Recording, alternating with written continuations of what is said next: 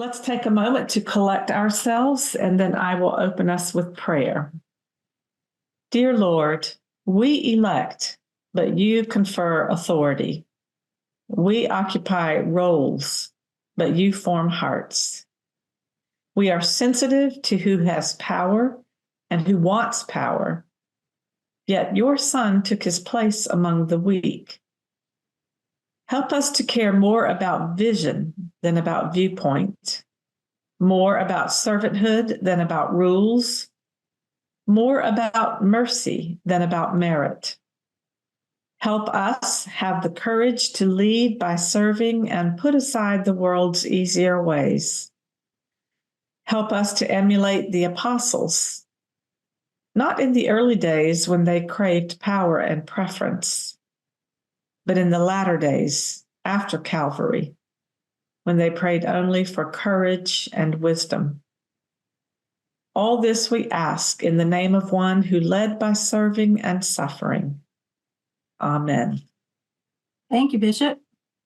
Ted Lasso, right? So some of you might be wondering, what the heck?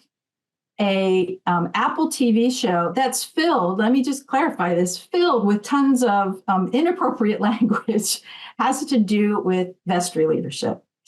And one of the things that is really obvious, if you're someone who's watched the show, is that the writers of this show know a thing or two about purpose-filled leadership. They've given this character voice that is really compelling from a leadership standpoint. And for those of you who don't know the show, don't worry. We're going to give you enough information, we hope, to sort of frame it for you. But in the 3 seasons that the show's been on the air, it's received attention from all sorts of folks, from Todd Bolsinger, who some of you may remember we brought to the diocese a few years ago and even did a vestry day with us a number of years ago during COVID. Brene Brown, who's well known in leadership development circles, the Creative Center for Leadership, and that's just to name a few of the organizations and folks who have been really curious about this. There's also books galore about leading like Lasso. There's blogs, all sorts of information, which suggests that there might be some takeaways that we could apply to vestry leadership as well. So let me quickly give you the backstory for those folks who might not be familiar with the show Ted Lasso. Ted is a football coach, a college football coach, who travels to the UK with his assistant coach, Coach Beard. And they go there to coach a professional football team. Again, football in the UK is soccer. So think soccer whenever I say football from here on out. While he knows tons about American football, he knows nothing about British football. He knows nothing about the game itself. And he's taking the reins of a team that, for the most part, is fairly dysfunctional. Most of the folks that he encounters really don't want to see him succeed. And there's some competition and all sorts of things. Bottom line, our friend Ted is swimming in the deep end of the pool as far as leadership. And so what we want to do today, our hope is that we can use our time together to really make some connections between Lasso leadership and effective vestry leadership. The slide you're seeing on the screen right now comes from the Dupree Center for Church Leadership, and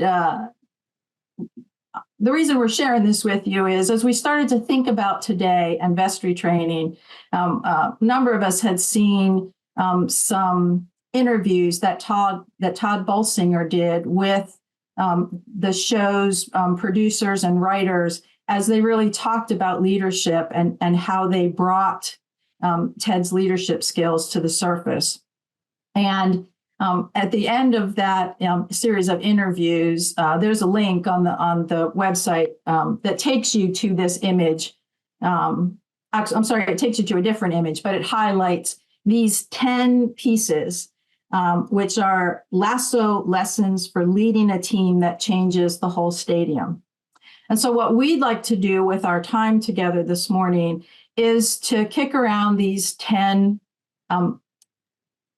leadership lessons and talk a little bit about each one of them and make a connection to vestry leadership.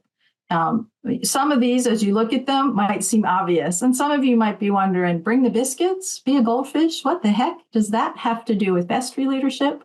But we hope during our time together, we'll be able to make some connections for you. So I'm going to ask my friend Willis to get us started talking about the first item on this list, which is knowing your own scoreboard. Thank you, Lynn. This is, if you watch Ted Lasso, you'll see that developing his players and his team is more important than the scoreboard. And so if you take this if you think about this in a vestry, then one of the things you will see in this presentation, that one of the premises is that just as individual formation is important for the individual Christian, then the vestry formation is important for the collective, for the congregation in general. And so it's more than simply asking the clergy and vestry members to just take care of business as usual, just to take care of only the business affairs of the congregation. It's asking that we take a more missional orientation to our business as a vestry. So if you look at any vestry handbook, one of the things that you will find is the role, the focus on the role of the vestry members. And so we would do well in investing some time to learning what the role of the vestry is and what our individual roles on the vestry are. One of the things that we need to do in church leadership is lead by example. You know, the rector leads and helps the vestry learn what it's doing, and the vestry, along with the rector, is the leadership of the congregation. And so our canons require that churches elect vestries and to serve as the legal representatives on behalf of the congregation. And you see on this slide that these are our key functions. So under Title I, Organization and Administration, it says, except as provided by the law of the state or of the diocese, the vestry shall be agents and legal representatives of the parish in all matters concerning its corporate property and relations to its clergy, in relations of the parish to its clergy. And it further states in Canon 28, all vestries shall cooperate with the members of the clergy in charge for the promotion and spiritual welfare of the congregation. And so you see that anyone that serves on a vestry can tell you that not only these functions, but other functions are necessary for the safe operation of the effective and efficient operation of the church. There are some churches that have bylaws and some churches that don't. If you are a church with bylaws, really ensure. Am I muted? Yeah, we lost you, Willis, right after you said really ensure. Okay, so if you have bylaws in your congregation, you have to ensure that those bylaws fall within the framework of the national church's bylaws and our diocesan bylaws. So you have to ensure if they are current, and by current, if they fall within the current canons of the national church and the canons of the Diocese of Southern Virginia. They also speak to the custom and culture of the individual congregations. And so you have to ensure that not only do they fall within the cultural relationship, but also fall within the canons of the diocese. And so Bishop Susan will further talk to us about how she expects us to work together as leaders of the church.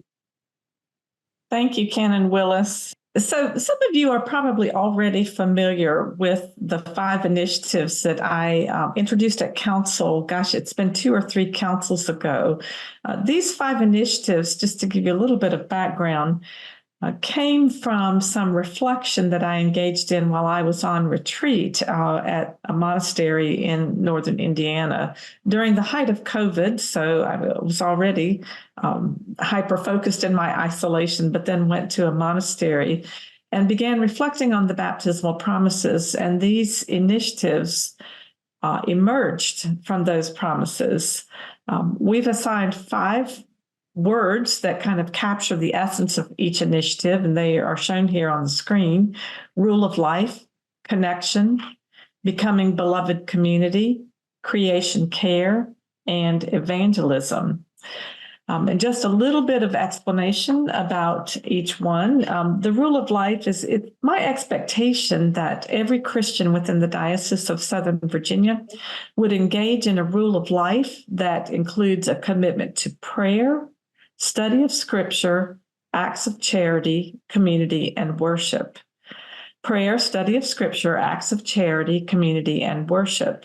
And just to give you an example, when I began engaging in a rule of life, this was back in the early 1980s, I was becoming an associate of a community called the Community of St. Mary's, which is a community of Episcopal nuns that, provided you are willing to follow their rule of life, they'll make you an associate. I mean, you don't go and you don't live in the convent, but you can visit. And their rule of life involved learning to love God with all your heart, soul, mind, and strength. You probably recognize those as, coming from some of our Hebrew scriptures.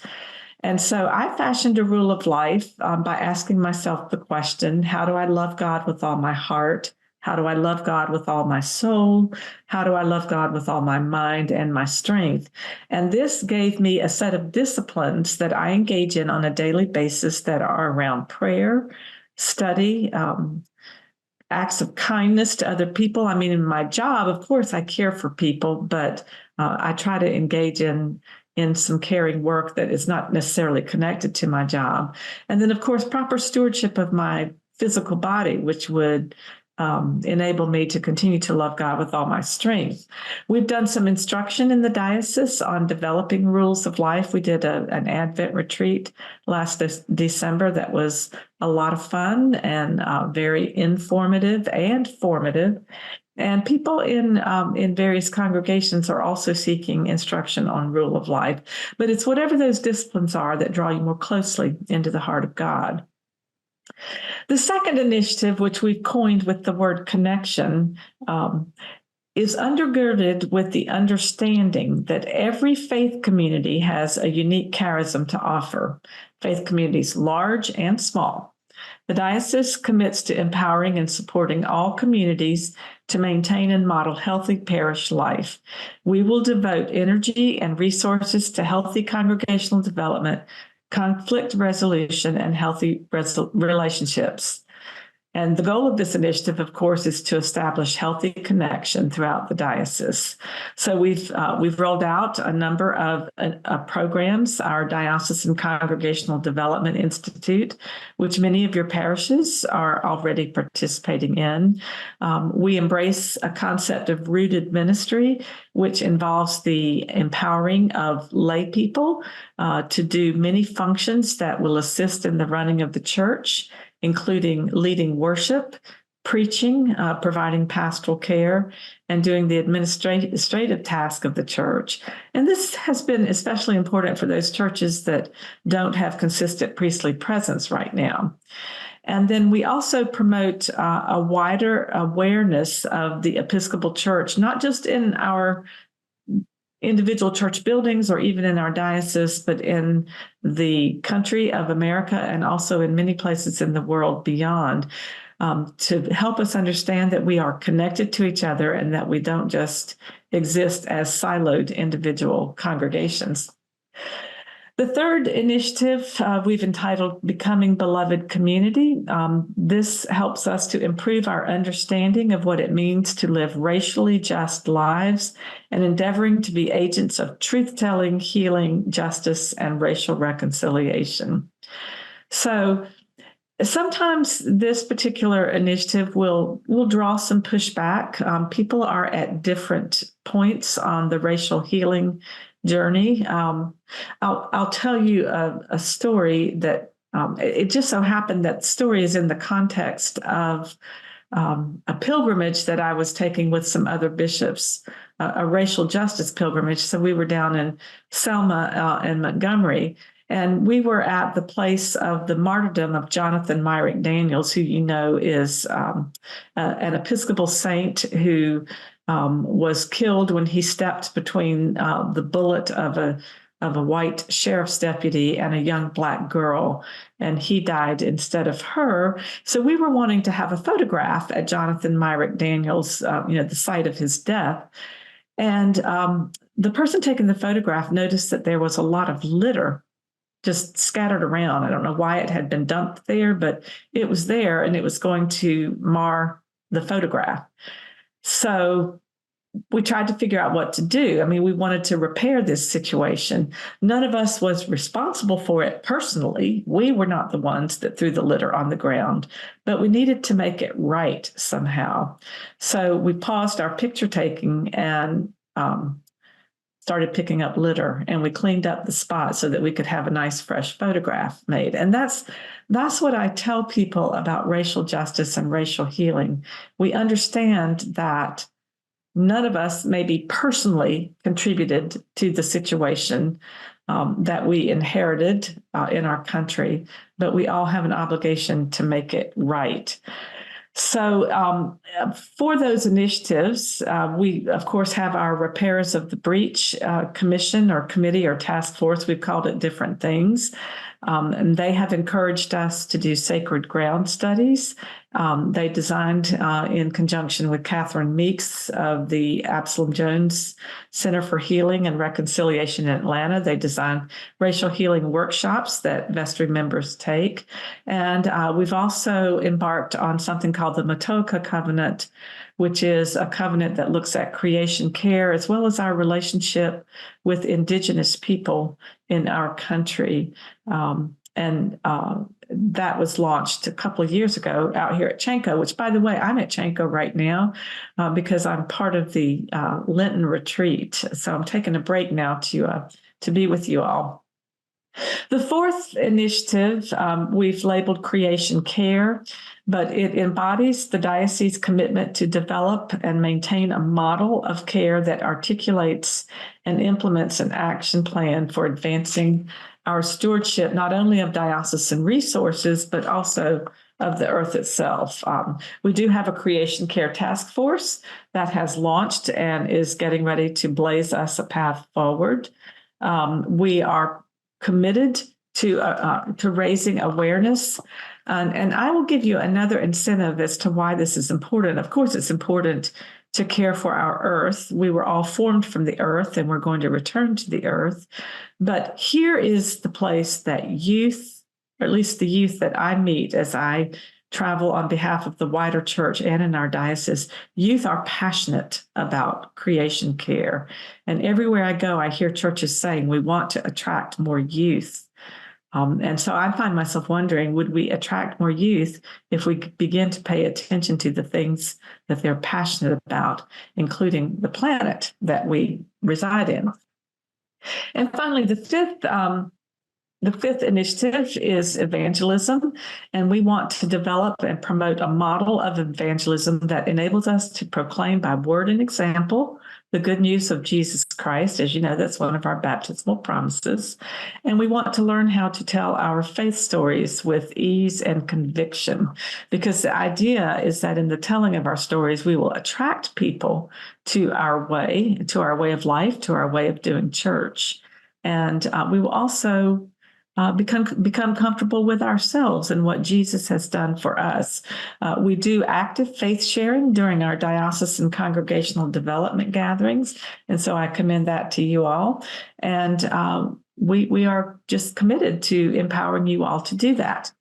So once again, the words are rule of life, connection, becoming beloved community, creation care, and evangelism. So thank you for listening to that, and I'll turn it back over to you, Lynn.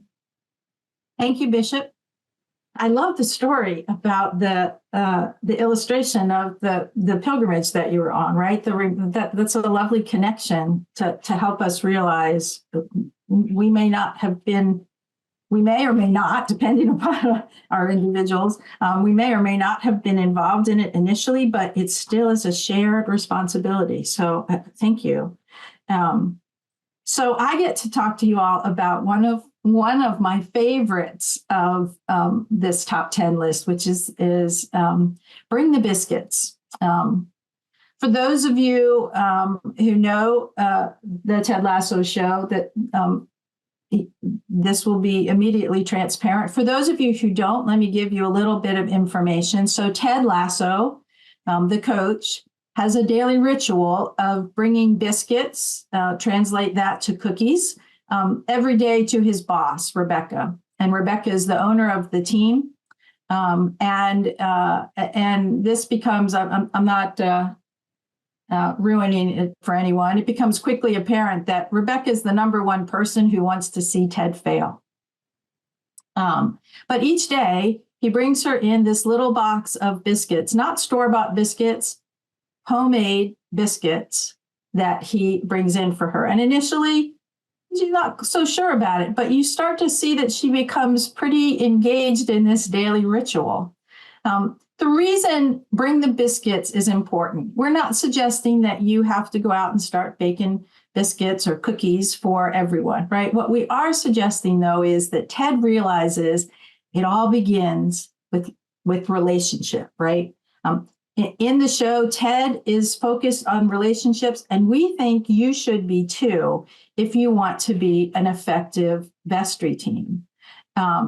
And I'm not just talking on, I'm talking about relationships on the whole continuum, right? Focusing on your relationship with God, right? Because as a vestry leader, this is a different kind of organization than if you were serving on some sort of community board, right? We are rooted in our faith. So as vestry members, tend to that relationship with God.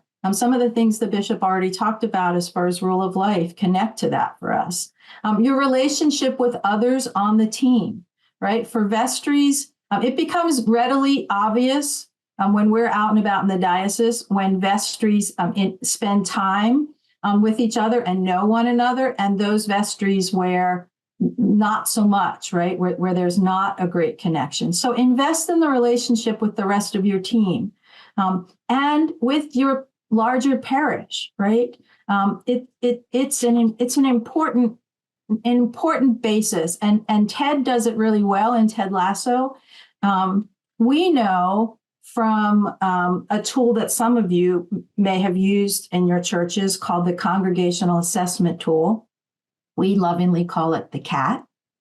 In the CAT, what we know is that the CAT looks at energy and satisfaction in communities, right? And one of the things we know is that satisfaction scores in communities tend to be higher when folks tend to relationships, when they tend to conflict resolution, and when they are caring, right? So we'd suggest that you include that relationship focus in your leadership style. Want to go through some kind of drill into this just a little bit before we go much further. And that's really to start with this piece about the fact that vestry leadership is at its heart representative, right? You were elected to be on the parish because number one, because you said, yes, I'm willing to run. And maybe in smaller parishes, you said yes because you looked around and said, I don't see anybody else stepping up and I'm going to step up. But bottom line, however you came to this role, you are a representative leadership team. That means that you are not beholden to the power brokers, the people with the loudest voice, or those folks who've been there forever. You certainly want to be engaged with all of those people, but you want to represent everyone, including the person who just started worshiping last Sunday, right? You represent everyone. And I do think you have to start to look around at who's missing, right? When you look around your vestry meeting and look at all the faces of your team members, who is missing from that team?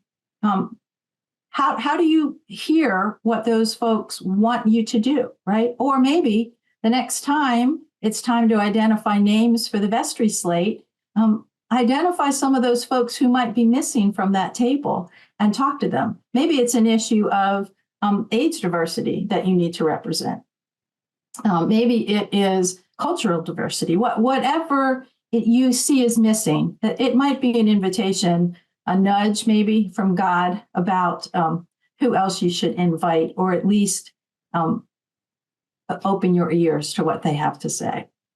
And certainly the other piece is leading with your mission and vision. Willis is going to talk a little bit about this for us, but before we get there, really want to remind you that this representative leadership that you have, it's all tethered to your mission and vision.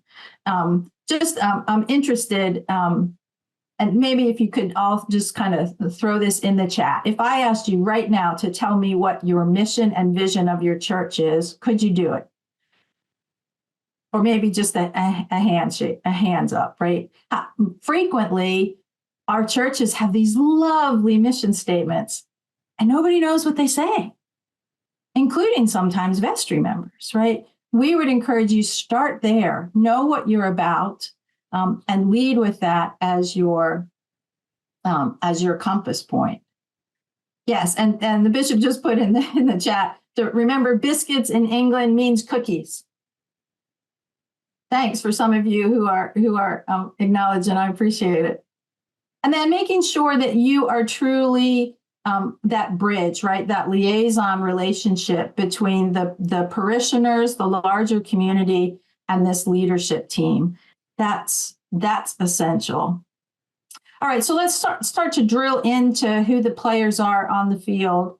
And for a lot of you who are returning vestry members, you might already know this. For those of you who are brand new, which is what we've targeted our time together towards, the new vestry members, we just want to make sure that y'all know who's on the team. If you are a church that has clergy presence, then clearly the clergy member is a member of, the rector is a member of that vestry, or priest in charge, depending upon what's happening at your church. That clergy person is typically the chair of a vestry meeting, is the person who is the convener, bringing the group together. And certainly their responsibility is to pastor to the larger faith community. Then we have wardens. And some churches use the language junior warden, senior warden, and others use the terms people's warden and priest's warden. A priest's warden is a person who is selected to be the warden by the clergy person, and a people's warden is the individual selected by the vestry. So again, different terms, same concept. This is the sort of the I'm going to say right-hand people that the clergy person surrounds themselves with. If you have a clergy presence, if you don't, these are the people doing the heavy lifting, right? They're making decisions on behalf of the church. They frequently, if you have a clergy presence, have what's called like a warden's meeting with the clergy person, and those. It again depends upon the relationship, but are probably consistently frequent meetings that they're having. Lots of diversity in terms of the tasks that those wardens take on, but just know that they are a huge part of the structure. And canonically, even though there's lots that they do, the canons really only say that they are required to notify the bishop when the parish is without a rector. Right. But the average warden has so much heavy lifting that they're doing that's not the piece that they're thinking about. Right. They're not thinking about that one canonical responsibility. All right. Then we have the commissions. Again, your community might use different terms for this. It might be commissions. It might be team leads. It might be liaison groups. Right. This is the group that is ideally, each vestry member has some ministry area that they are responsible for, are the connection for, are the liaison for that, because one person can't do it, right? A clergy person alone, they need us good old lay people to help, right? And so these commissions, liaisons, teams, this is how you engage in the work that your community is called to do as we're being the hands and feet of Christ in the world. Really important that communication from these teams or commissions or liaisons happens through reports or updates, right? And when I say this, and most of you are probably familiar with it, but in my church, there's someone who's responsible for Christian ed, someone who's outreach, someone who works with liturgy, right? Your church might have different terms for what those teams focus on, but think sort of the nuts and bolts of our ministry efforts. And then Ken and Lynn, a clerk. Oh, yeah. Sure. I'm so sorry to interrupt, but there are a couple of questions in the chat that I think it might be helpful if we could provide answers before you move on, because I don't want folks getting confused. I don't know if you see them. And I don't know the canonical response to the first question about whether or not commission chairs have to be on the vestry or can they report to the vestry. And then there was a request for definition of senior warden versus clergy person. They are usually senior wardens are lay folk and clergy persons are ordained. So they're not typically used synonymously. But do you have an answer for that first question? Do commission chairs have to be on the vestry? So it's going to depend upon how your bylaws are written, right? If you have bylaws, a lot of this, there's the canonical pieces, and then there's how your church has functioned over the years. Somebody could be chairing a commission and then reporting to a particular vestry member. So in that sense, they wouldn't have to be on the vestry. Does that answer the question? Who is that? Sarah, does that answer your question? Thank you. Yeah, it did. Thank you. Yeah, so, Sarah, I knew you as Sally, not as Sarah. So there we go. we go to the same church. However your organization defines it, right? Think in any sort of vestry leadership, you want some way for the work of the people, the things that are happening, your ministries, whatever they might be, to for there to be a consistent reporting structure back to the vestry, because ultimately the vestry is making the decisions, right? So you need some sort of feedback loop, some sort of format.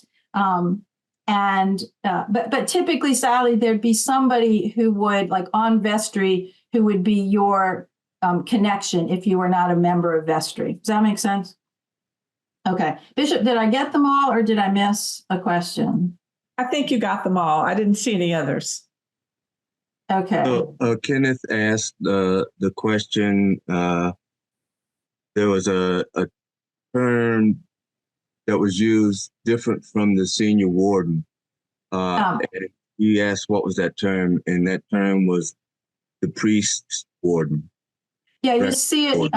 Yeah, Kenneth, thanks, Willis. You see it on the slide. Right under wardens, it says senior and then / priest warden. I'm going to be honest. My office mate and friend Willis is the one who talked to me about that. I did not know that until recently, that there was such a thing as a priest and a people's warden. Okay, good, great. I really appreciate y'all asking questions in the chat. Keep it up. The registrar or the clerk, again. They're there at the meetings. They typically do not have voice or vote. And folks, this person is crazy important, right? Because they are keeping track of what's happening in your meetings. They are creating the record of your meetings. And it's a gift that they're doing that. And the rest of you elected vestry members can focus on the business of the decision making. So the registrar clerk, absolute gift to have in the room. And then the treasurer typically is not a member of vestry, but keeps the vestry apprised of all issues related to finance. They tend to be non-voting, but frequently have voice in conversation in vestry meetings. All right, there's a question from Anna Maria asking, in the absence of a priest, what is the senior warden supposed to do? Oh. So, Ken and Lynn, if I could take a stab at that. Absolutely.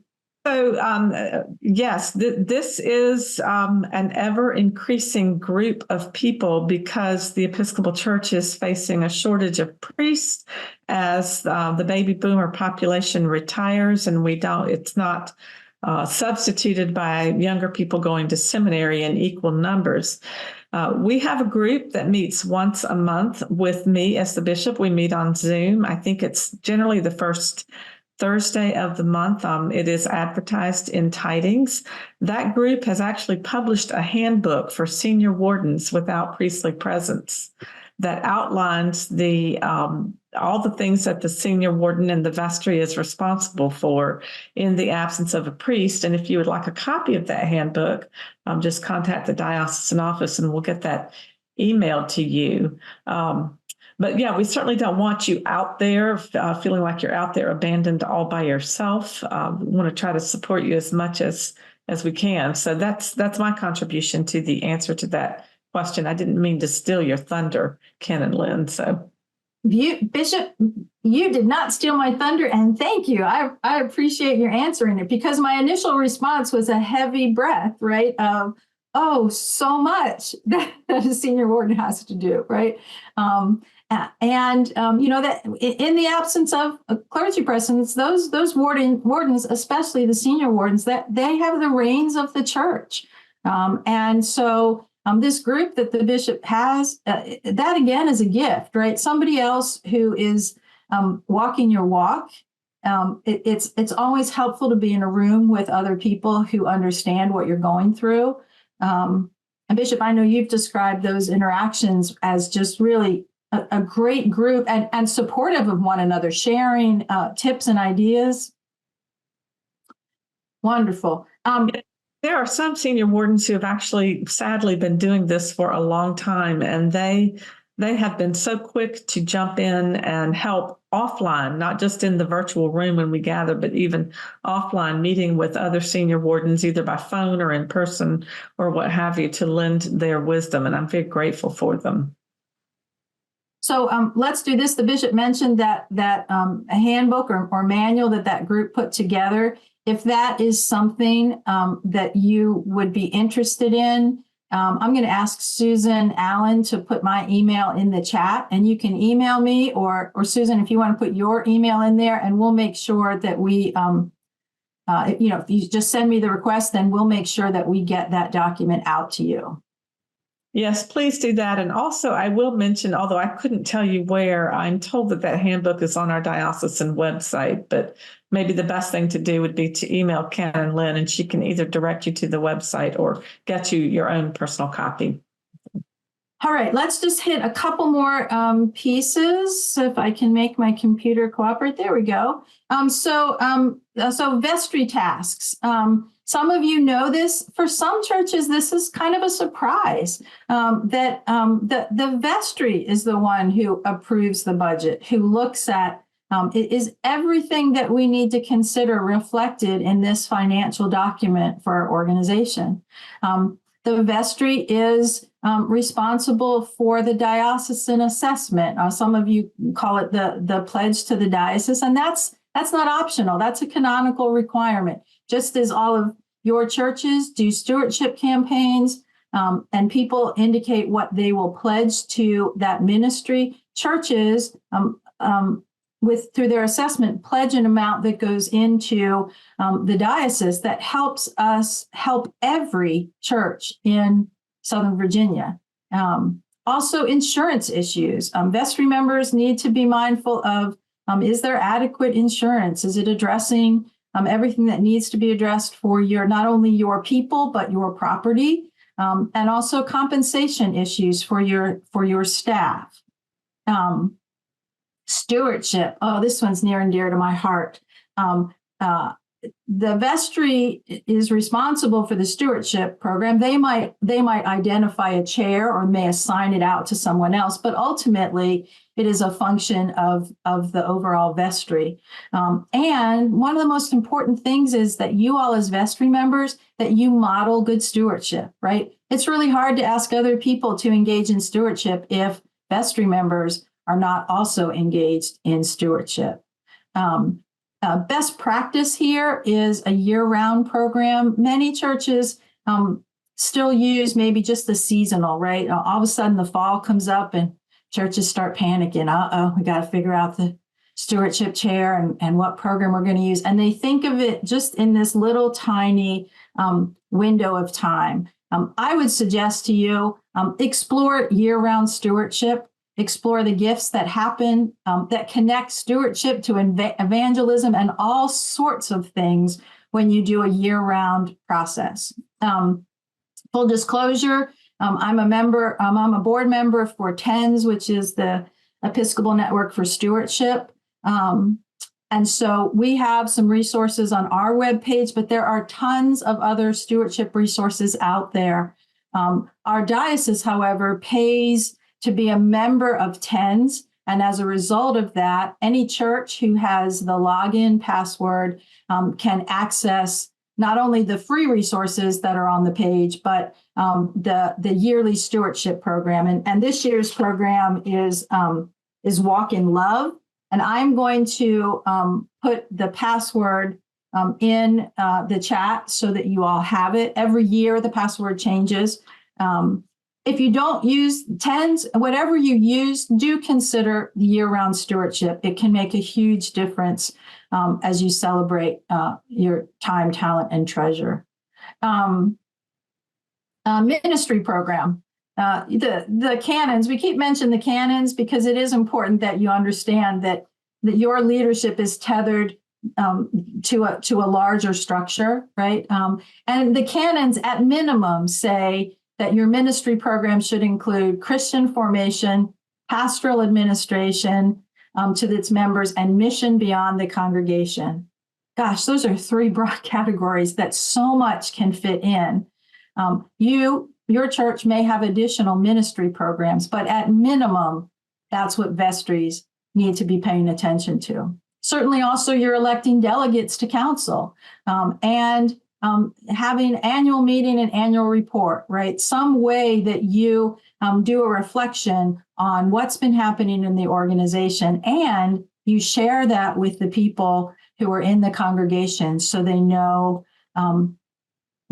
what's been happening. I missed something. Oh yeah, a little tiny one, building and grounds. Yeah, we don't spend a lot of time worrying about this, do we? Willis, Bishop, do you think the churches spend a lot of time on this one?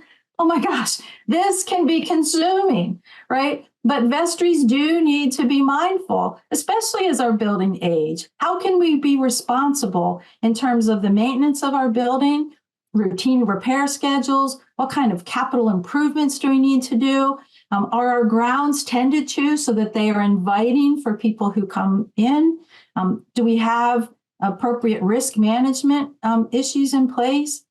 Do we have a current inventory, right? Do we even know what's in our inventory for the organization? And the other piece on this is how your building's used, right? Is your building used only on Sundays, or is your building used beyond that as a hub, if you will, as a location to invite the larger community in? All right, gosh, I'm sorry, I'm talking a lot. I'm going to try to tie this up. Reports. Every year there are consistent reports that are due, and typically there are reminders in tidings that these reports are coming down the line. So it shouldn't be a surprise, but let me just hit them real quickly. On December 1st, churches are required to submit a pledge statement to the diocese. On March 1st, there's a number of things that are due. One is called the Journal Information Form. Think of this form as giving us all the directory information, the names and contact numbers of all the people who are doing the work in your community. And the form is, it has you list clergy, it has you list all of, right down to, who's advising EYC, who's the parish secretary, who's your stewardship chair, right? So that's due March 1st, along with the parochial report. And that report is hugely important as well, gives us a snapshot of your community. And the salary and benefits report for lay and clergy. I find this one incredibly helpful, right? Because frequently there will be clergy or senior wardens who contact me and say, hey, we're getting ready to hire a Christian formation person. And we want to be sure that what we're offering is parallel to what our sister churches are offering. The way I answer that question, every year I pull the data from that salary and benefits report so that I can answer the question, how many people are full-time? What's the pay range? What's the benefits? And then a report that's near and dear to my heart, the Safe Church Audit. Every year, your vestry needs to do a review of the Safe Church policies and then submit an audit. I liken it to like when you go in for a physical once a year, right? You check, is everything working, right? Are there things that need to be addressed? Are there adjustments that we have to make sure that we are operating appropriately with respect to Safe Church issues? And that is due June 30th. And then also the last one is on September 1st, the financial audit. All right, Willis, I think I need to hush for a while, and I'm going to turn it over to you, my friend, to take us a little further down the field. Thank you, Lynn. So if you watch the show, Ted Lasso has a partner in Coach Beard. They are on the same page, even though they have different orientations, but they are on the same page, and they have a support team called the Diamond Dogs. And when they get together, the problem solve, they are willing to be vulnerable with each other and give honest feedback to each other. And so this is analogous to the priest and the wardens and the vestry, and so the priest and the wardens and the vestry have to be of same mind. They don't need to think alike. They need to come to a consensus and express what they do in the same language. It reminds me of, if I can get a little geeky here, the the second law of thermodynamics, which suggests that unless energy is poured into a group, what results is not greater order or effectiveness, but greater disorder and ineffectiveness. So an example I like to use is if you're boiling water and you don't keep the heat on, the water will cease to boil. But if you keep the heat on and continue to boil the water, if you don't add any more water, it will dry up. And so you have to have a balance of ideas and intensity of ideas. So if you don't add water, if you don't add heat, things don't happen. So if I could get to the next slide.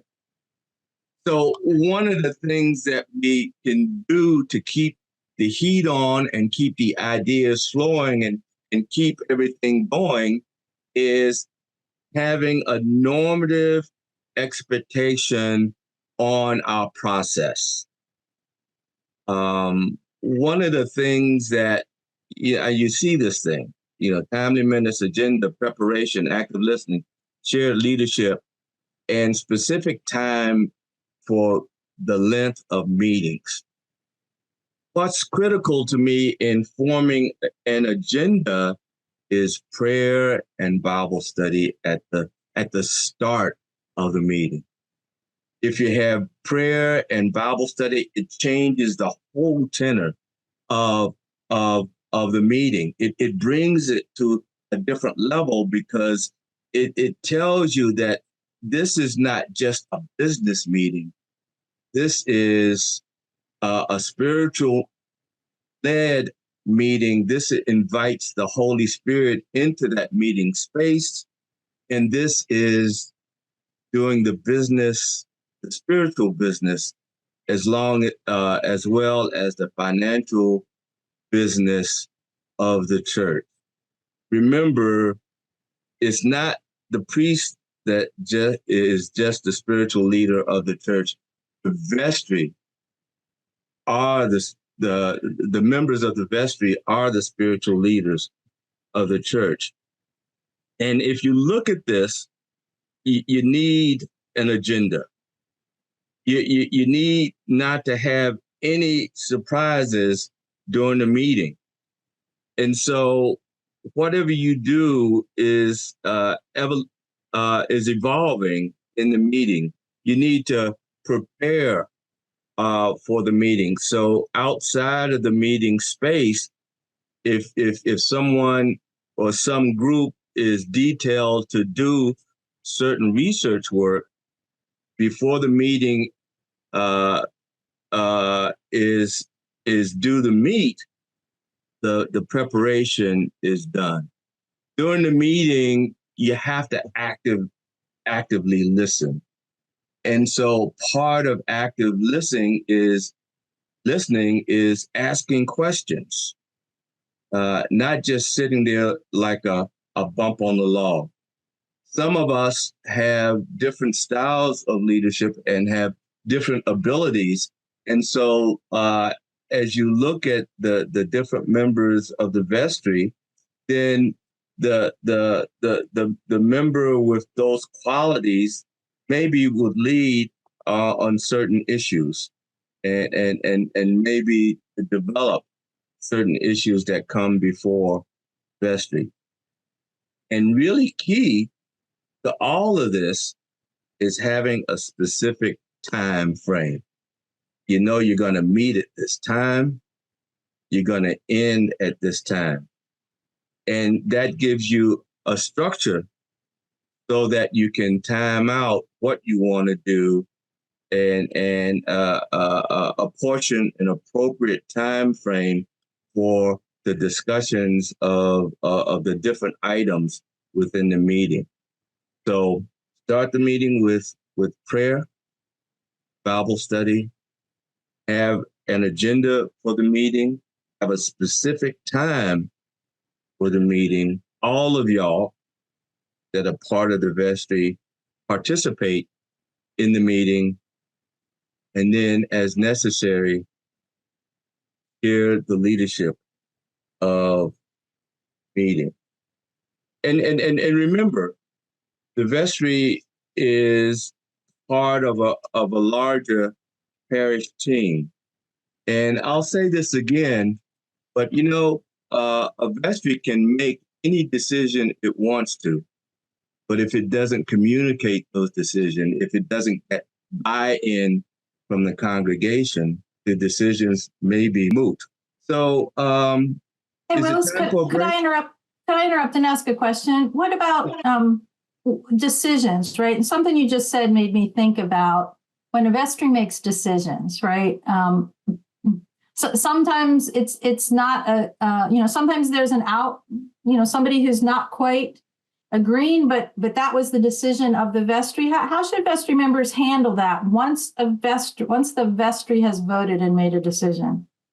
So one of the things that we'll get to later on in the brief is how the vestry communicates its process.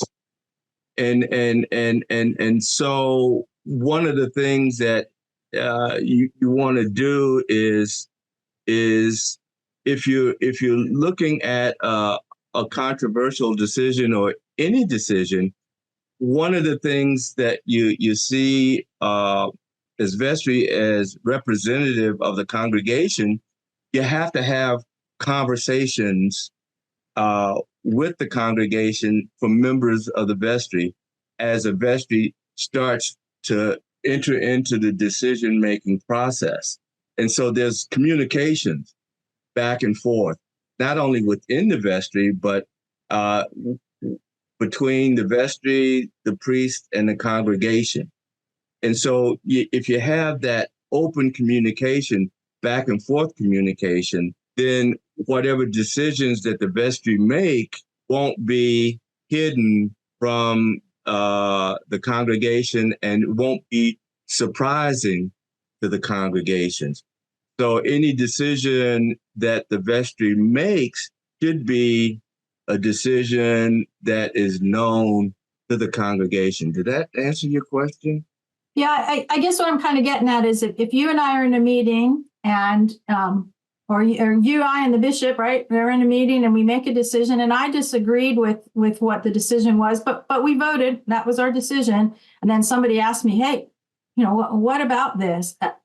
A shared vestry says this was our decision, not, well, that's what Willis and Susan thought, but I thought differently, right? Once we make decisions, they're owned as the total organization. That's kind of what I was getting at. Oh yeah. So if you go back to the slide about a good partner and team building, one of the things that I said that Coach Beard and Ted Lasso were on the same page, and it wasn't that they agreed with everything, but once they made a decision, they spoke with the same voice.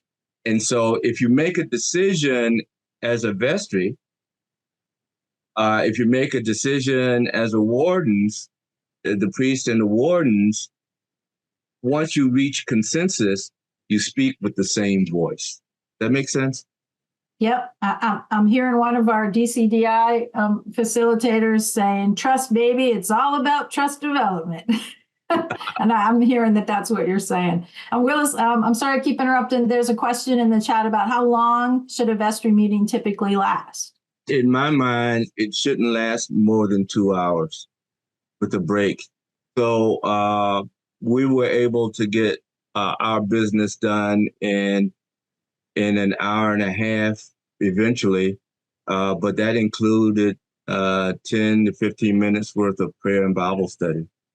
So you can do the work of the church in 2 hours. Or less in some cases. Yes. Yeah, if everyone's prepared. Yeah. The other thing I should bring up, so a colleague sent a little note that said that that she thinks of her vestry service more as a stewardship position, not necessarily a leadership position. And my response was, it absolutely is a function of stewardship, right? But in that stewardship, you are leading the community. So Ellen, I appreciate you sharing that in the chat. All right, so number 4 on the list of leading like Lasso is be curious. I mentioned before, for those of you who don't know the show, that as Ted begins his work, he needs people around him to help him understand that a field is a pitch, and how the rules are played, and just even what happens as this team advances or doesn't advance to their organization, right? So he needs to be curious, and he also has people on his team, and one is Roy Kent, and as I mentioned at the very beginning, there's a fair amount of cussing in this show, and boy, Roy is the king of cussing in this show. There's this one point where Ted gives him a book to read, and he's reading the book, and all of a sudden he looks up and says, and he says, Am I the little girl in this book? And Ted says, I'd like you to be. And all of a sudden, Roy realizes, I have a role to play, right? I have to learn more. I have to be curious. I have to move from where I am to this next step. And certainly, Ted's leadership style in this show is that of ongoing development, both personal and for his team, and for us as vestry members, again, to tie back into what the bishop said with her initiatives, and a little of what Willis said about beginning our work in prayer, also spiritual development, right? Leadership development and spiritual development. So let's talk just a couple minutes. My mouse is not cooperating. There we go. So one of the things we have to just really acknowledge is that the church today, the whole sense of Christendom, is very different than it once was, right? And many of us are finding out in our programs, in our worship, that everything has changed, right?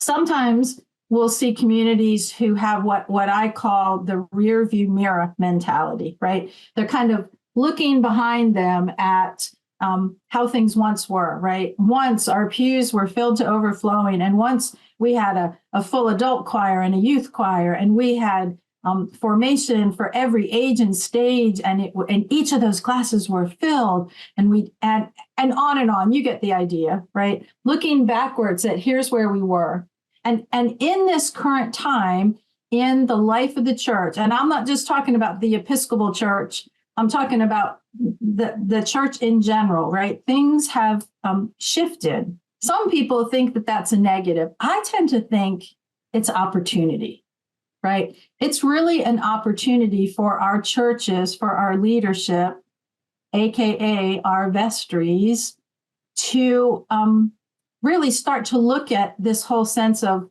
being curious about what else might we be, right? What do we need to learn? How can we develop? How might we adapt to be relevant and life-giving for those around us?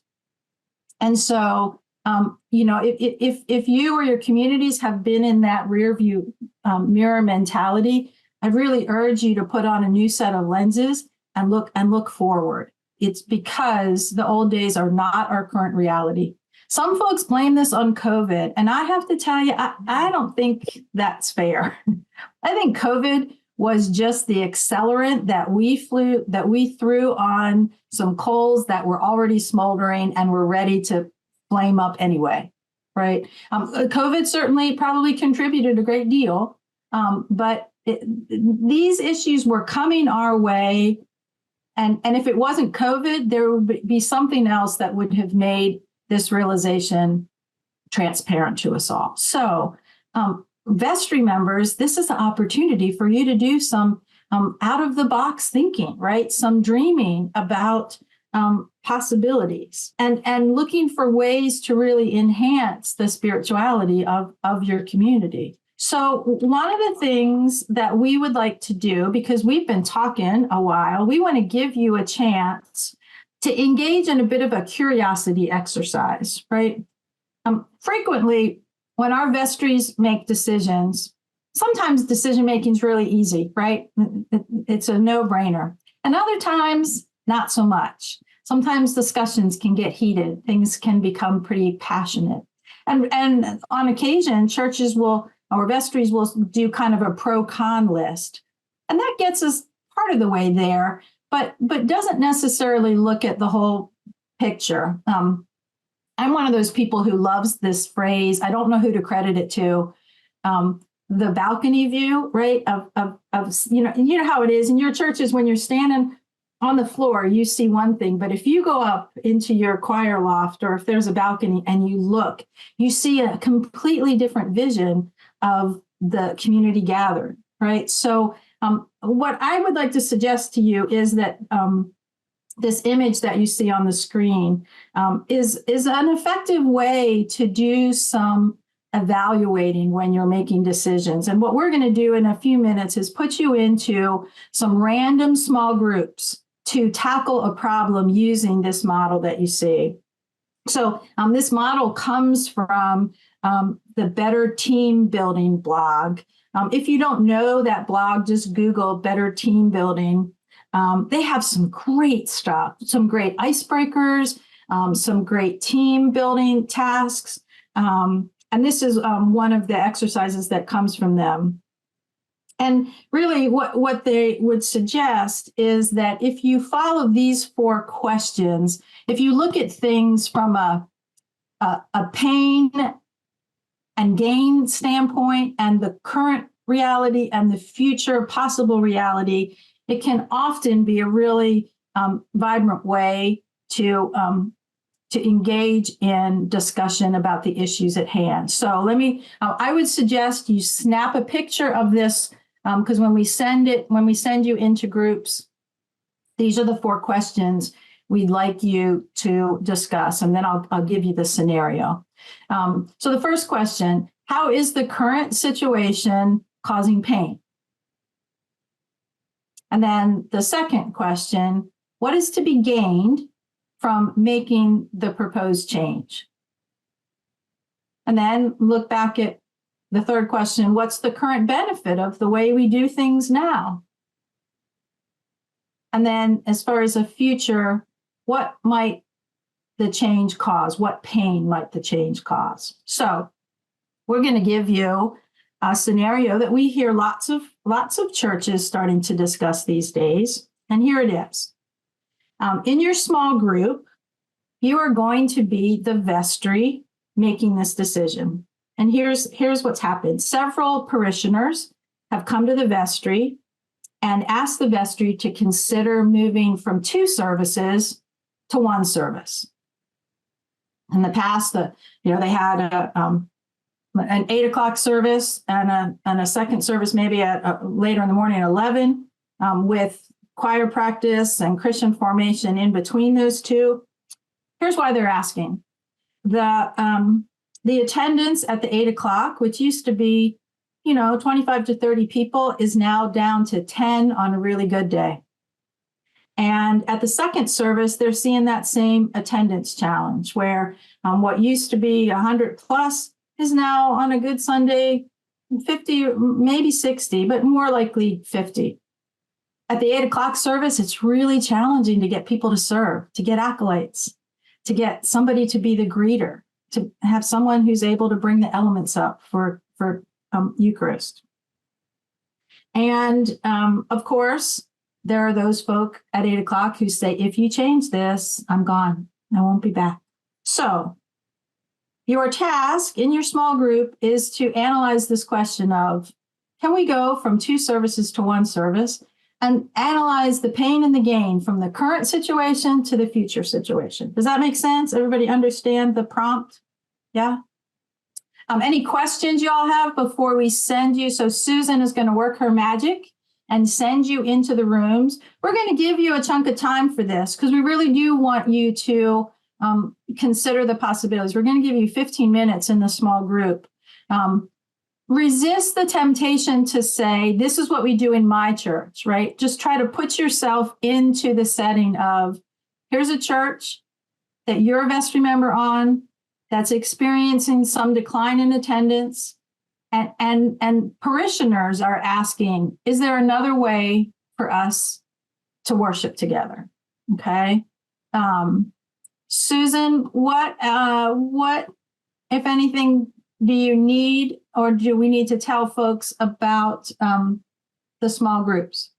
Once I hit the open rooms button, people will automatically be moved to the rooms, and then the rooms will automatically close after 15 minutes. All right, so 15 minutes, just like in Harry Potter, we're going to yank you back through the port key, and you'll be back in the larger group. And in that larger group, we don't have time for each group to report out, but we are going to process about your feelings about, was this an effective tool to try to work through a problem? All right, Susan, make your magic happen. All right, friends, again, oh, thank you, Susan. See? Did I not tell you she's awesome? Thank you, Susan, for keeping us on track and keeping a handle on the tech for us. Okay, so hopefully you had enough time to do some discussion, and you'll have to, I think, maybe raise a hand so we can see you. Anybody willing to talk about how it was to process that task using the pain gain model? I'd be happy to share. Joanne? I don't remember what our group was, but it was good. I would say that, how is the current situation causing pain? We talked about lacking the vibe or the connectivity that is real important to congregations, that it would bring us all together to discuss the problem, which leads to number 3, what is the benefit of the current situation? Bringing people together around the table can build camaraderie that may not have been there before. And all of a sudden you have this feeling of, we're all in this together. We all want the same outcome. Some people are 8 o'clock, some people are 10 o'clock, or whatever the timings might be.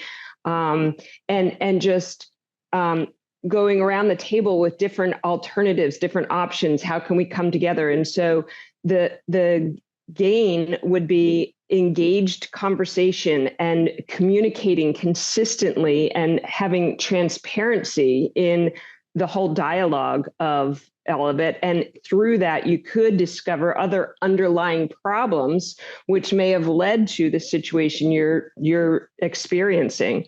And then the change by the number 4, how might the change cause pain?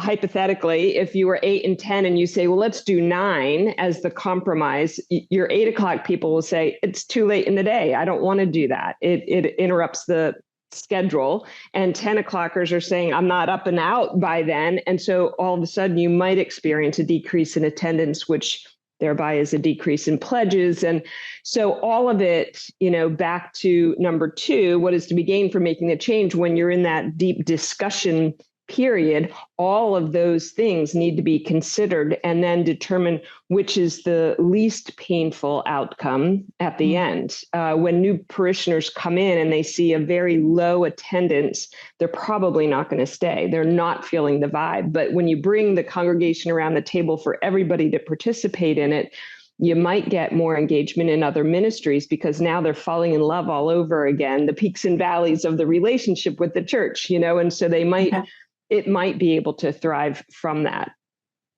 So Joanne, would you say in your group that kind of trying to work through the questions was a helpful exercise? Oh yeah. Yeah. Okay. Great. Thanks. Alyssa. One of the things that I noticed while we were going through is, I mean, this is presented as a 1, 2, 3, 4, but in reality, it becomes an iterative process as you try and evaluate it, and then you get back in touch, at each step of the game with that conversation that Willis was talking about with the congregation, that you re-engage, because if we just go based on our perspective of each of these steps, we might be missing something. And so you're able to have that conversation and learn more. But in addition to that, you also might get a completely different solution. So this is presented as, hey, let's make this change, but there might be something that's a completely different option that could work for people that you then go and evaluate. So that aspect of it, that it's not just 1, 2, 3, 4, but it's 1, 2, okay, go back to 1 again, go back to 3, so it still goes around and around. Thank you. And so would you, did anything feel different about using this kind of model versus we have to make a decision? Might something like this help a vestry be efficient in their decision making? Okay, great. Anybody else? Kevin? We, as a group, we enjoyed this model. It kind of, and I was actually surprised at how many of the congregations that we were talking about in our small group actually had gone through this problem. So, and I think that had a bit to do with kind of going through COVID. I think all of us had to make some adjustments while we were going through COVID. And then coming back, what we did is come back to our old model, but that wasn't true among everybody in the group, where they actually found some benefits to coming together into one service, very similar to what Alyssa was talking about, but also losing some members who were kind of missing the old model where they could do the early morning and no longer had access to that. So often I think that congregations are divided into right 1 and right 2 with like we happen to be.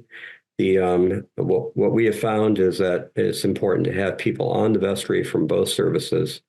What I liked about this model, though, was that it takes into account what might change and cause pain while you're looking at the benefits, because I think too often in groupthink we end up just kind of thinking about the benefits and don't give acknowledgement to the fact that it causes pain. It's also a model that could be used as you're in discussion with not just within the vestry, but also with the congregation.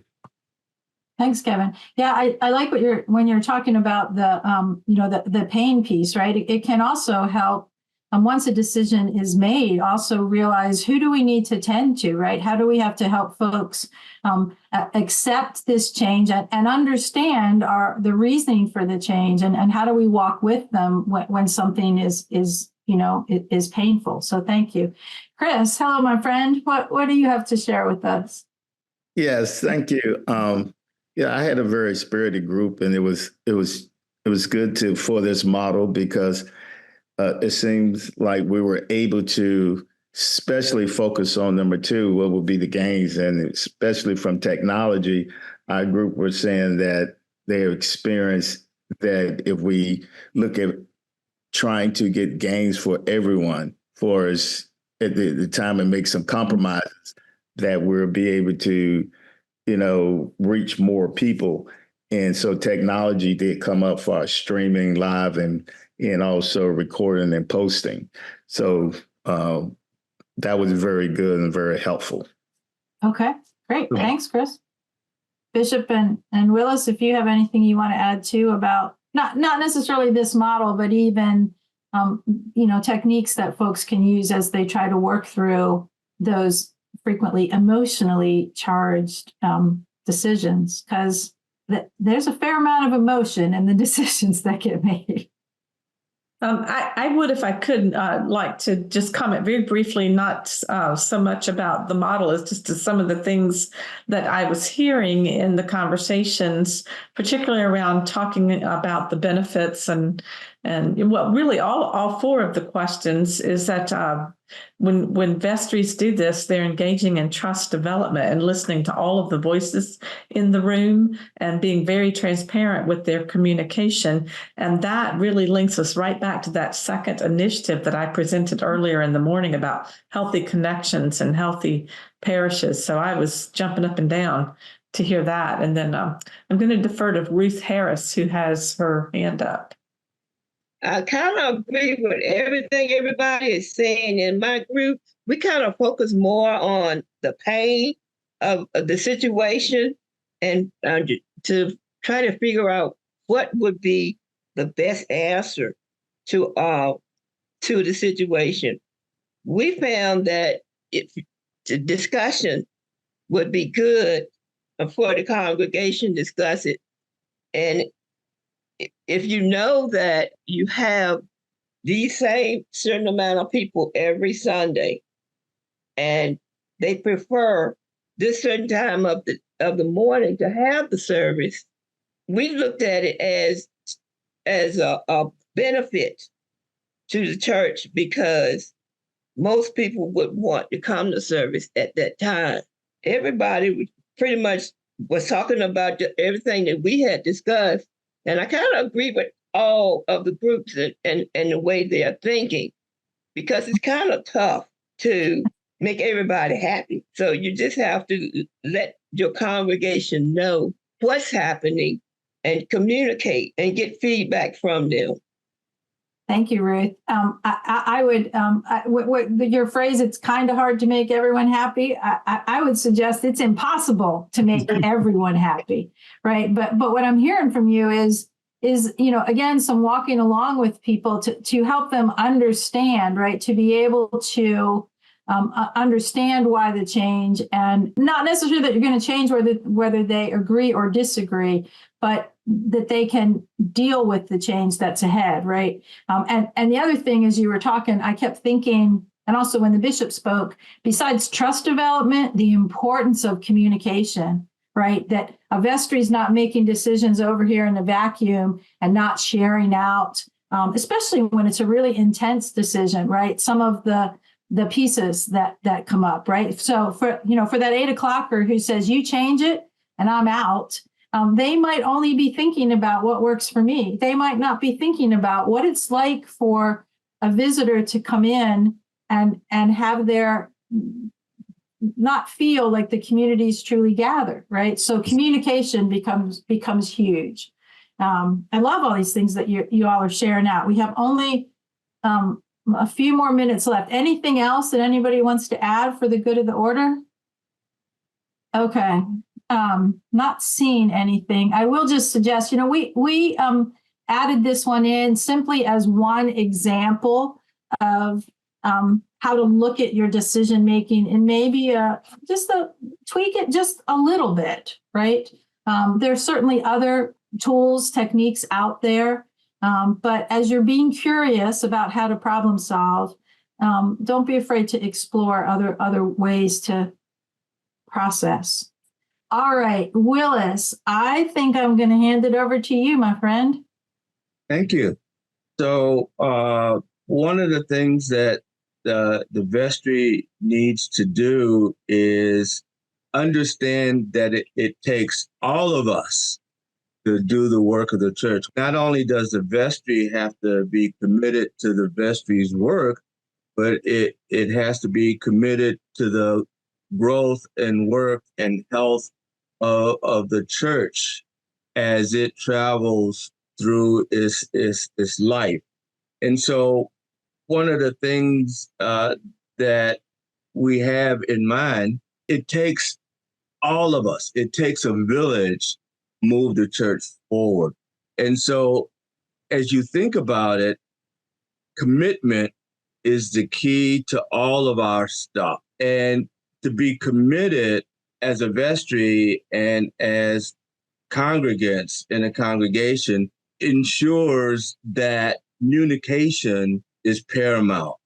So if you're committed to the work of the vestry, if you're committed to the growth and health of the congregation, you understand that communication is the key. Relationship is the key. And so as you build that commitment, as you build those relationships, you need to communicate with various forms, newsletters, minutes. You put your minutes where everybody can see them. Do a web page and keep your web page up to date. And you use other social media platforms. And so you have to invite everybody into the conversation. And that builds not only trust in each other, but it builds trust in the leadership, because the priest can't do it by him or herself. The vestry can't do it by themselves. It takes the whole congregation, the whole community to do and bring the church forward to what God intends. And as you look at your vestry, you have to invite, as we said earlier in the conversation, is the vestry representative of all the people in the congregation. You have young folk, old folk. Are those represented on the vestry? If you have indigenous or other people of color, are they reflected in the vestry makeup? And so part of the communications, part of the building of relationship, all of that builds not only trust in each other, but trust in the process. Bishop, if you can talk further about what we believe in. Yes, thank you, Canon Willis. So for those of you who have seen the Ted Lasso shows, and I will be honest, and this is a confessing moment, even though the show does, as Canon Lynn said, have very, very bad language in it. I enjoyed watching it for 3 seasons. I think that's all that has been released so far, and I found it a very heartwarming show. But in the show, as you know, Coach Lasso tacks up a simple sign in the locker room, and you see a photograph of it here. And if you watch the show, it becomes quickly apparent that he's not getting a whole lot of positive support for his leadership. And in fact, folks are calling him horrible names. His boss, as Ken and Lynn mentioned earlier, Rebecca, is trying to sabotage the team. The players don't trust him. To me, it sounds a lot like leadership. This happens in leadership. If you're focused on leading a group in a single direction, very often you're out there in front and you're the target of darts that get thrown at you. But through all of that, Lasso demonstrates for us that it's important to remember that even when everybody is yelling at you, focus on what you are there to do. I think Ruth Harris said it for us earlier. You can't make everybody happy. And if you're out there to be universally loved and adored, that is not going to happen to you. So the important thing is to keep focused. I'm reminded of the scripture, and I don't remember where it is. It's in the Hebrew scriptures, maybe in Deuteronomy or Leviticus or something, but or it might be in one of the prophets. But the admonition is, when you are walking, whether you turn to the right or turn to the left, keep in mind, this is the way, walk in it. So keep your focus on what you believe and what you are there to do. And what we are remembering is these 3 things, that vestry leadership is not grounded in power or control. We are getting ready to head into Holy Week. And one of the first things that we're reminded of on Maundy Thursday is that our ministry is a ministry of servant leadership. It is not about lording it over others and being the one in control. We are also leading as people of faith. Some people think about the vestry meeting being the place where business is conducted in the church, where spirituality is conducted. But the reality is you can't separate those two things. And as people of faith in vestry meetings, we are leading by spiritual example as well as business example. For that reason, we recommend that you begin vestry meetings in any committee meetings that you have as people of faith, that they are grounded in Bible study and prayer. I don't know how many of you are familiar with the organization called Renewal Works, but they do some church assessment. They have some church assessment tools, and they will tell you that churches that grow are the ones that ground every effort they do in Bible study. You can't so the staff will tell you when we meet on Tuesday morning, the very first thing we do is we spend a period of time, 15 minutes or so, reflecting on the gospel lesson, usually the gospel lesson that is appointed for the following Sunday. So this helps us in our various contexts to lead as people of faith and to lead by witness and example. So this is the way, walk in it. Keep your focus on what you believe. And so, Ken and Willis, can you tell us about everybody having a backstory? Yeah, all of us, all of our churches have a history, and most are proud of their history.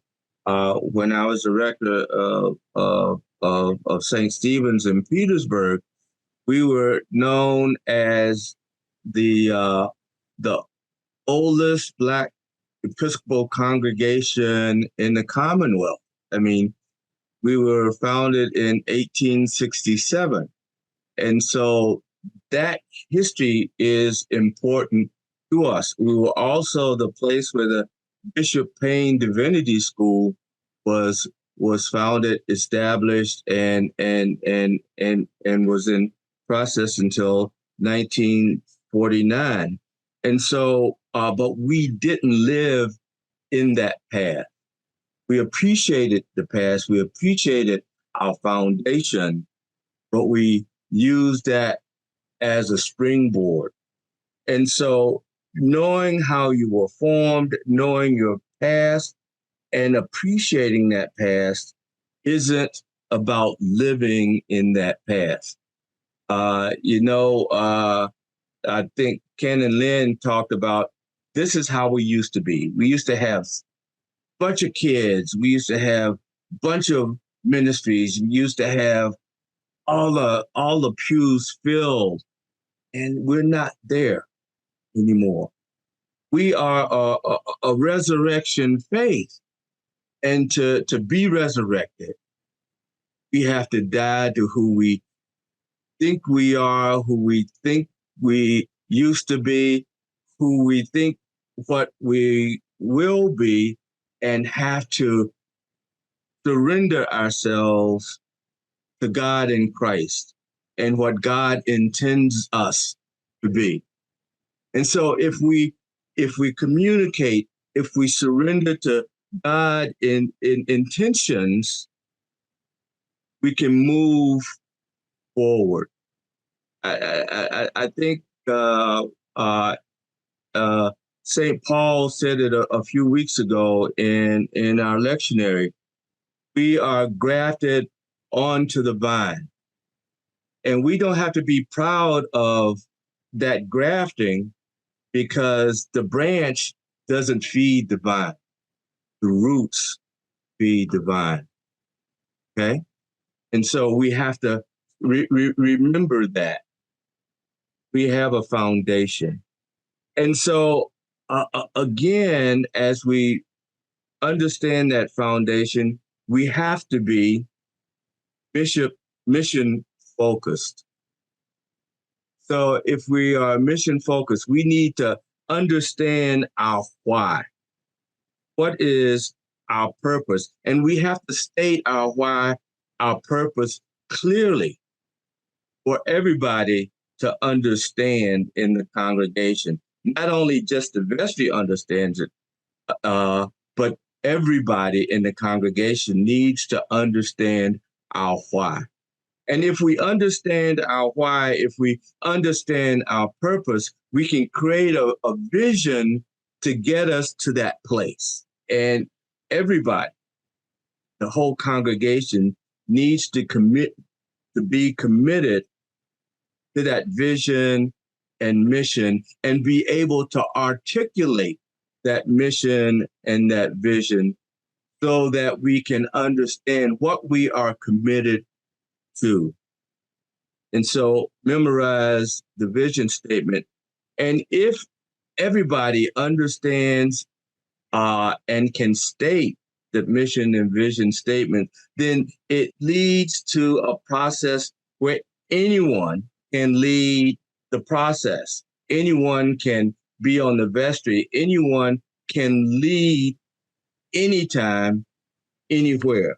So Ted Lasso has several characters, Ron, Keely, and Sam, that learned that leadership is not a title, but is a choice that we can make to lead. And so if we understand our why, if we understand our vision, we can step out. Any of us can step out and lead the process.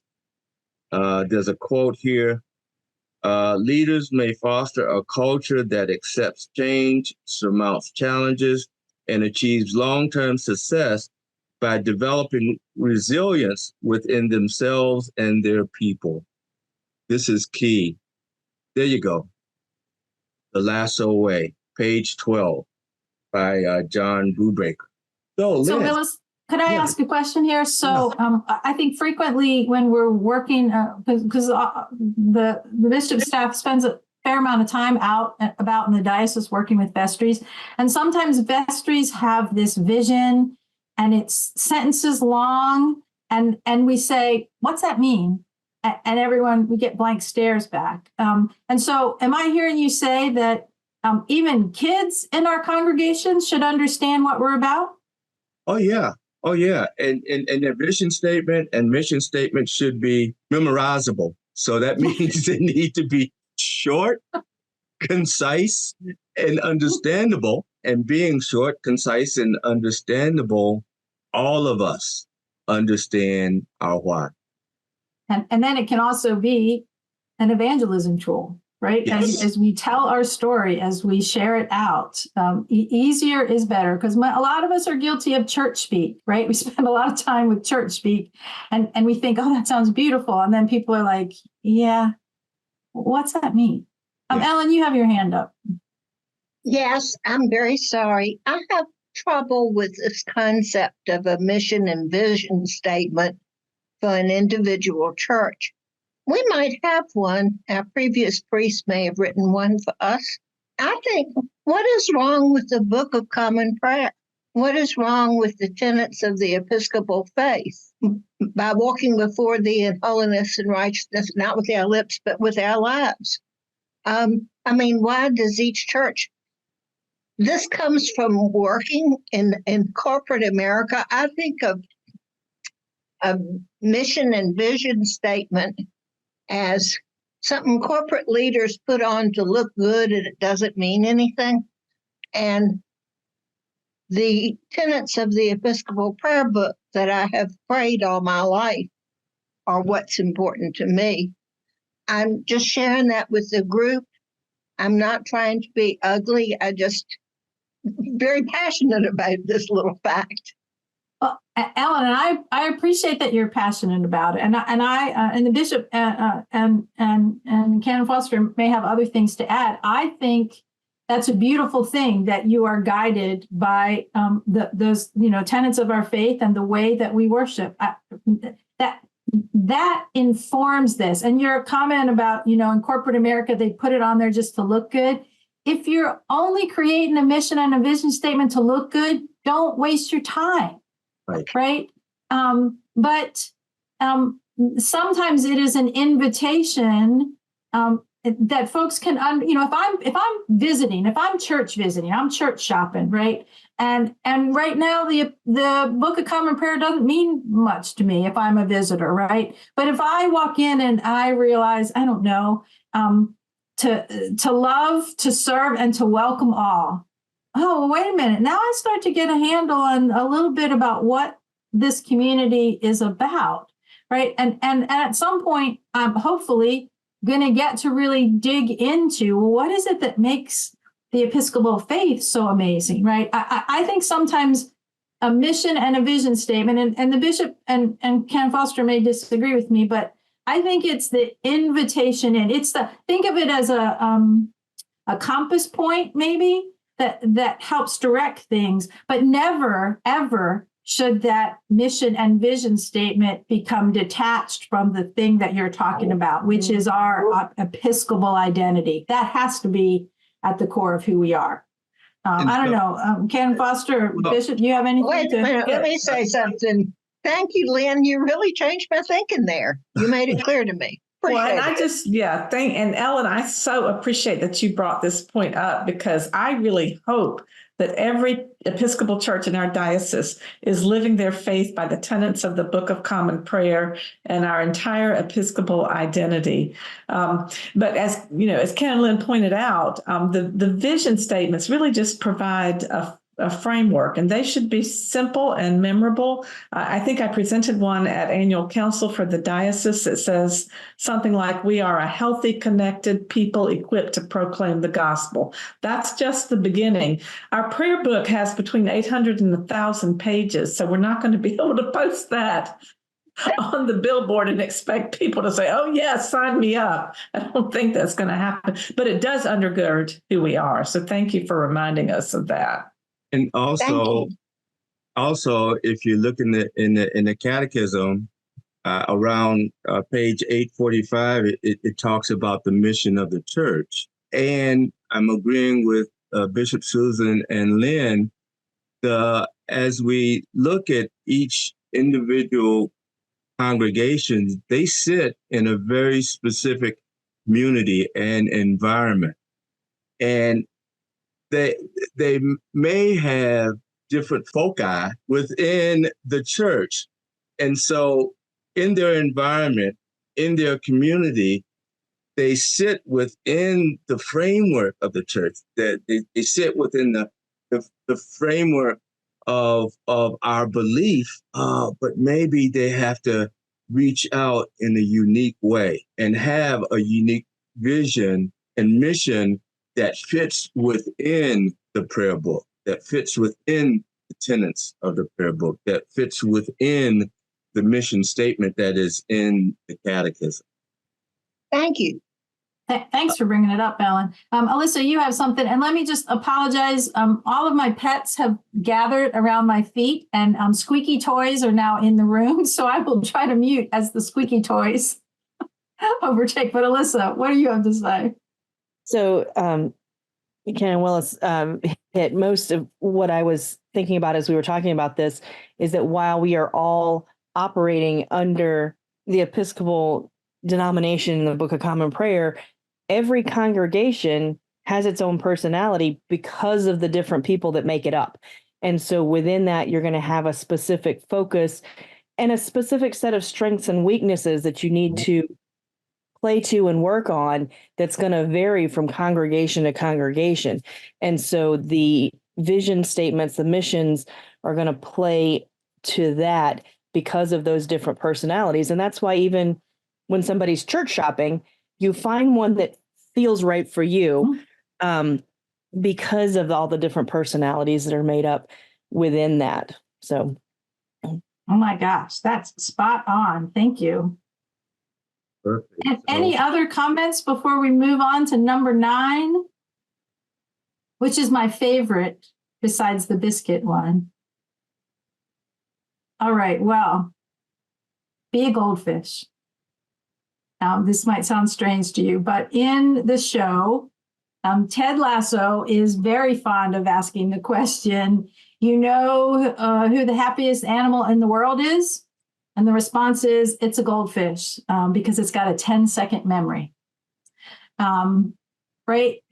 We've established you're not going to be able to make everybody happy, right? And we know that conflict happens. Conflict, it can be good and bad. Some really healthy things come from resolving conflict. The challenge is dealing with it in an effective manner. And then this part is closes the circle, and then moving on from it, right? If you carry it with you, if you carry the energy of conflicts with you, it's really hard to accomplish much.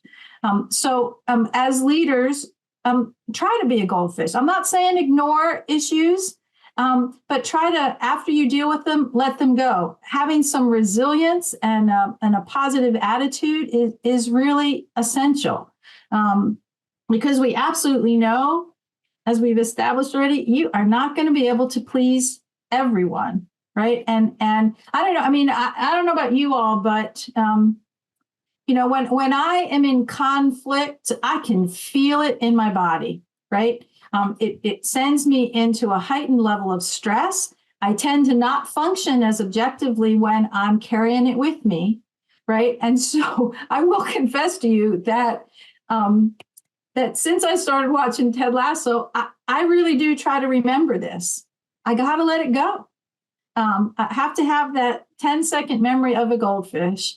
And we are called to, as followers of Christ, right, to see individuals, to see each individual. So if I'm in conflict with someone, my task is to try to address it and then move forward. And I would urge you, as teams, to not get too in the weeds with the emotion of it, because it can immobilize you too, right?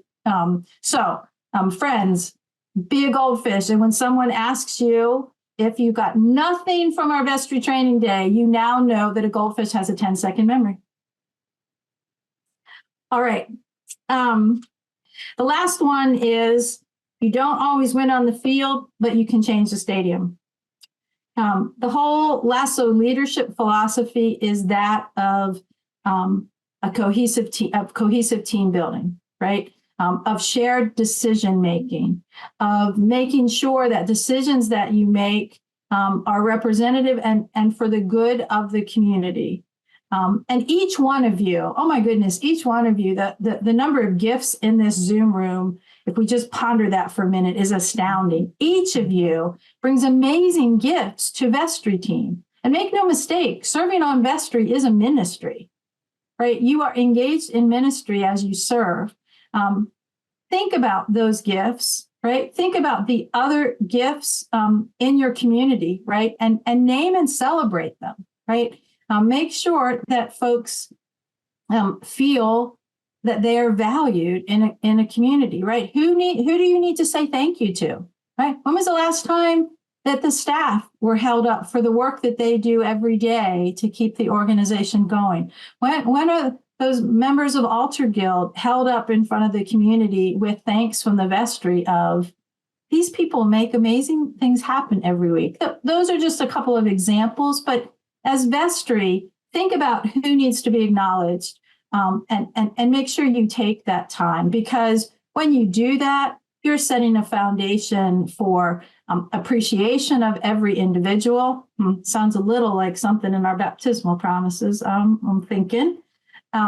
Sets a foundation to increase trust, teamwork, and hopefully inspires that sense of collaboration to do what we're called to do every single week when we leave the service and we're sent out to do the work, right? It doesn't stop when the service ends, it starts, right? So we would ask you to remember that piece.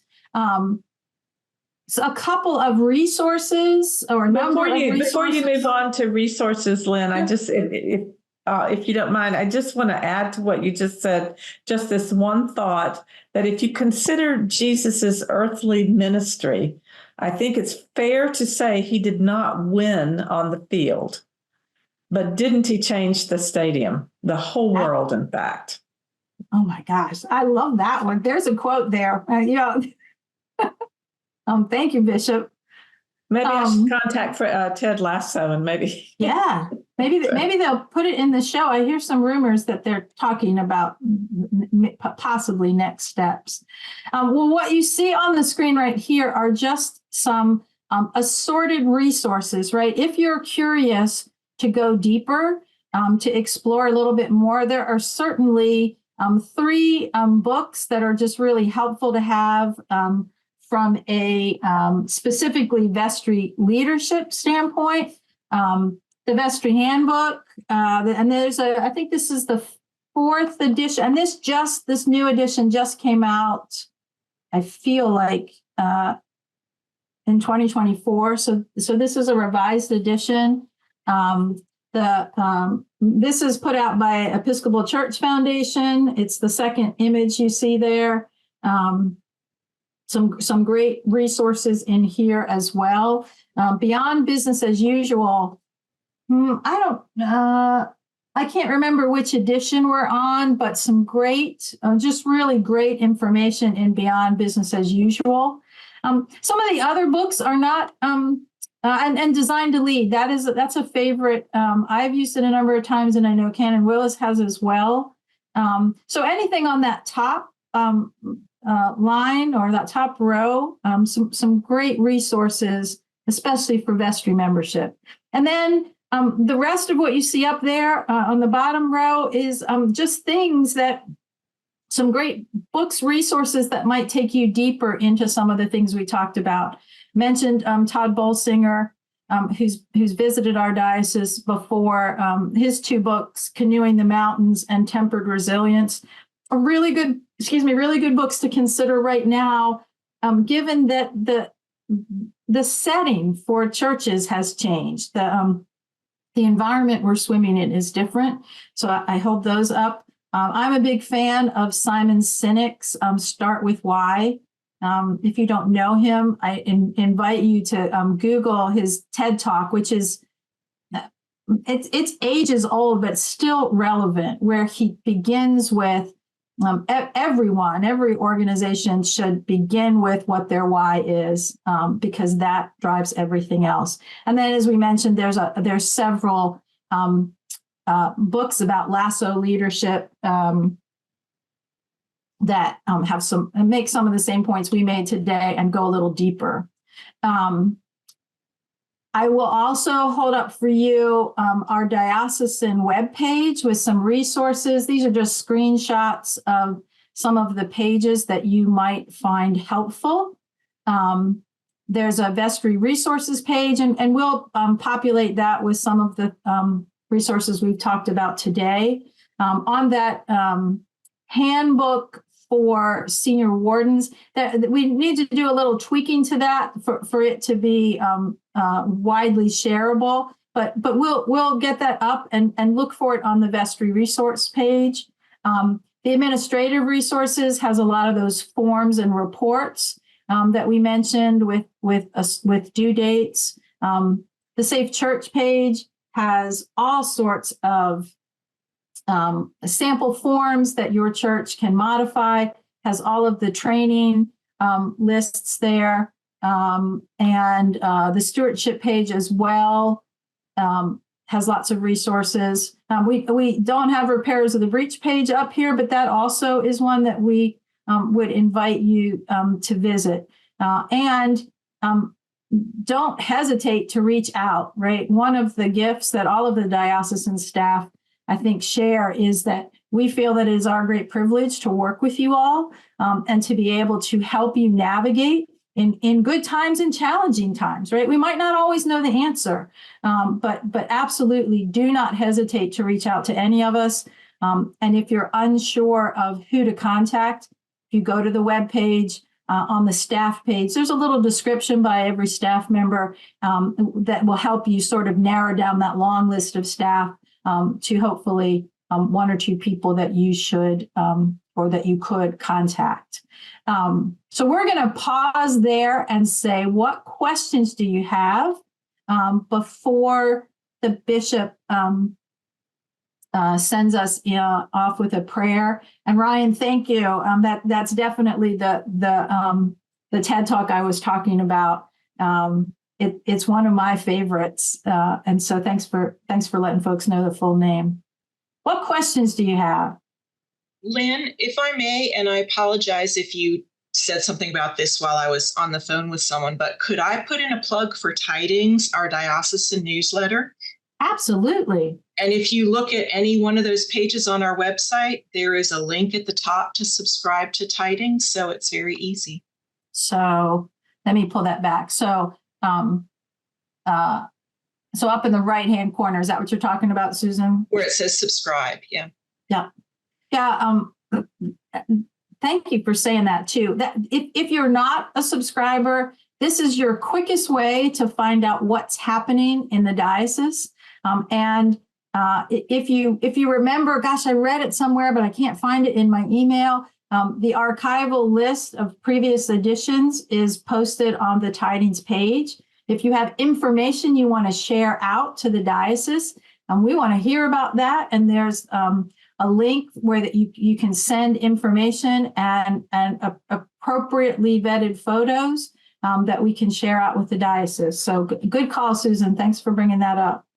Any questions? We do have a thank you in the chat. Yes, thank you for that, Zach. Thanks, Zach.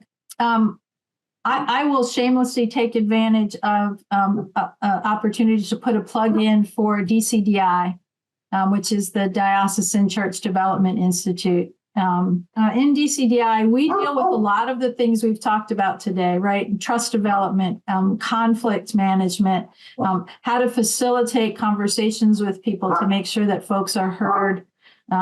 We're getting ready in April to start the next cycle. And what happens is churches send teams of people, and the team size varies depending upon the church. In a perfect world, it's a clergy person and one or two lay folk who come to DCDI. It's a series of, each cycle consists of 4 overnight gatherings. We practice spiritual disciplines. It becomes this amazing, I've met so many amazing people, some of them in this very room who are currently going through DCDI and who have graduated as well. It's an awesome opportunity. We encourage you to take advantage of it. If you're interested, call me. I'm happy to talk you through. Don't let money stop you. We have scholarship funds to help make it possible for teams, because this gets back to what the bishop was talking about of having healthy, vibrant parishes. DCDI is one of the ways we can partner with you to help facilitate that. So that's my shameless commercial, Bishop. Thank you, Ken. I was going to shamelessly promote it also. I've seen DCDI change an entire diocese, so I just highly recommend it. Plus, we have a lot of fun together. So, and Absolutely. Don't let not having a priest in your congregation prevent you from putting together a team. Yep. We had a team this last session that didn't have a priest, and so they are affecting change in their congregation. So, yep. And Willis, we also had a team that had a priest, and then that priest and their family was called to another state, and their team continued on and did great stuff. Would love to talk more about it, but we're running out of time. So, not seeing any questions, Bishop. I wonder if you might close us in prayer, and we can certainly hang in the room for anybody who might have questions after the bishop prays us out. I personally want to wish you blessings in your vestry leadership, in your vestry ministry, and we really do appreciate that you spent a few hours with us this morning talking about the Lasso Leadership Way. Indeed, I second that. And I want to express my appreciation once again to the staff, to Canon Lynn and to Canon Willis, and also to Susan Allen for making this possible and for working so hard. I think, if I recall correctly, there is a closing slide that has a bit of scripture from 1 Corinthians. Is that correct? Yes, ma'am. Okay. So I'm going to read that and then offer a closing prayer. There are different kinds of gifts, but the same Spirit distributes them. There are different kinds of service, but the same Lord. There are different kinds of working, but in all of them and in everyone, it is the same God at work. Just as a body, though one, has many parts, but all its many parts form one body, so it is with Christ. For we were all baptized by one Spirit so as to form one body, whether Jews or Gentiles, slave or free, and we were all given the one Spirit to drink. Even so, the body is not made up of one part, but of many. Let us pray. O God, by your grace, you have called us in this Diocese of Southern Virginia to a goodly fellowship of faith. Bless me as their bishop, and bless all clergy and all our people. Grant that your word may be truly preached and truly heard, your sacraments faithfully administered and faithfully received. By your Spirit, fashion our lives according to the example of your Son, and grant that we may show the power of your love to all among whom we live. And now, may the blessing of God Almighty, the Father, the Son, and the Holy Spirit be upon you and remain with you this day and always. Amen. Thank you, Bishop. Thank you. And again, thanks to all of you. We wish you a good rest of the day. Get out there and enjoy the sunshine. And do let us know if we can be of assistance at any point. Right. Peace. Bye-bye.